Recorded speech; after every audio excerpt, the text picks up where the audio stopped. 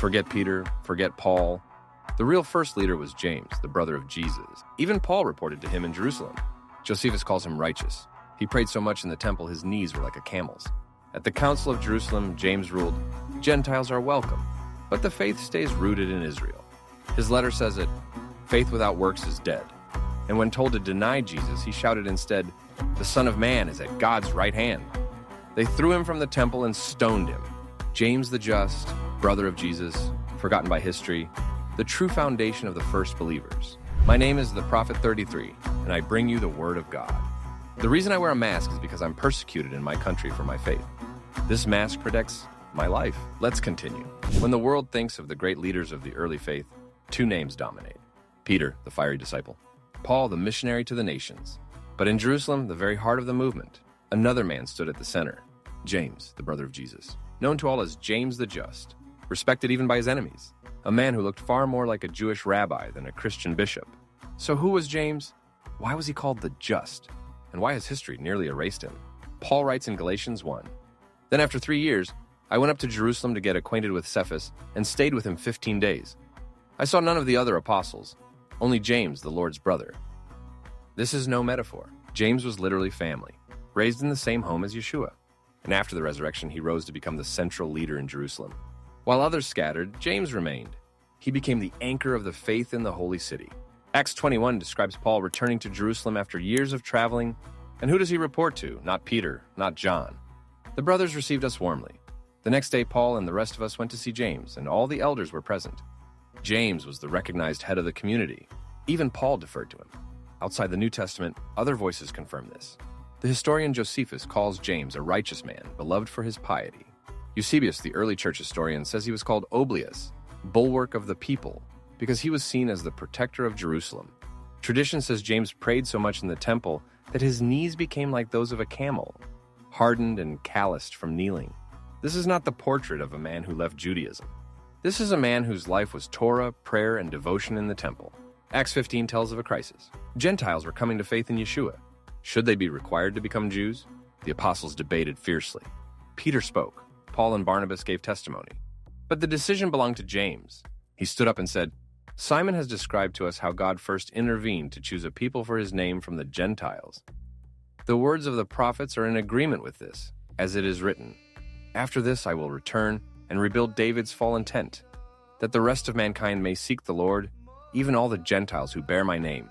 James then gave his ruling. Gentiles are welcome. They need not become Jews, but they must abstain from idolatry, from blood, from strangled animals, and from sexual immorality. This was not the birth of a new religion.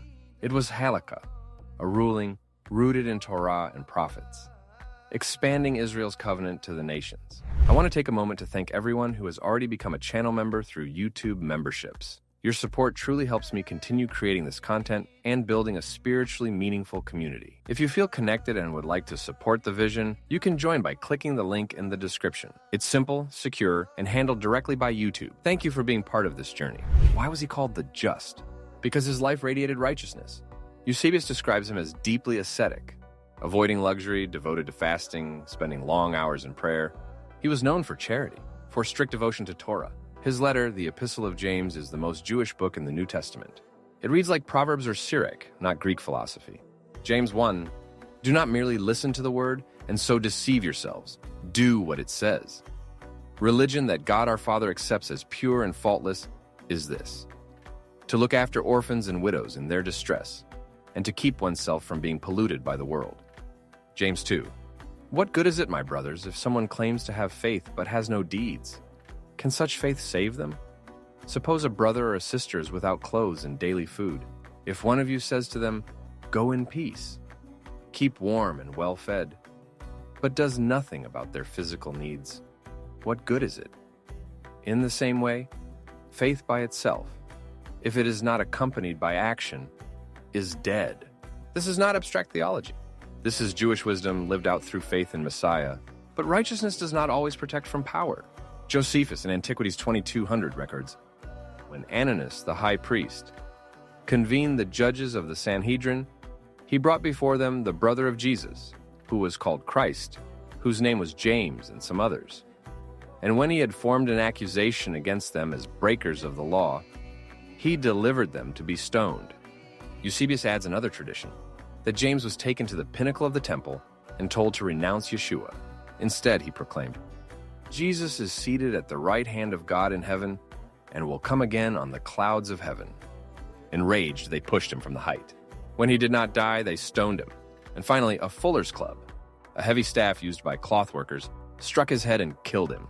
Josephus hints that many saw Jerusalem's later destruction as divine judgment for the murder of James the Just. So what do we learn from James?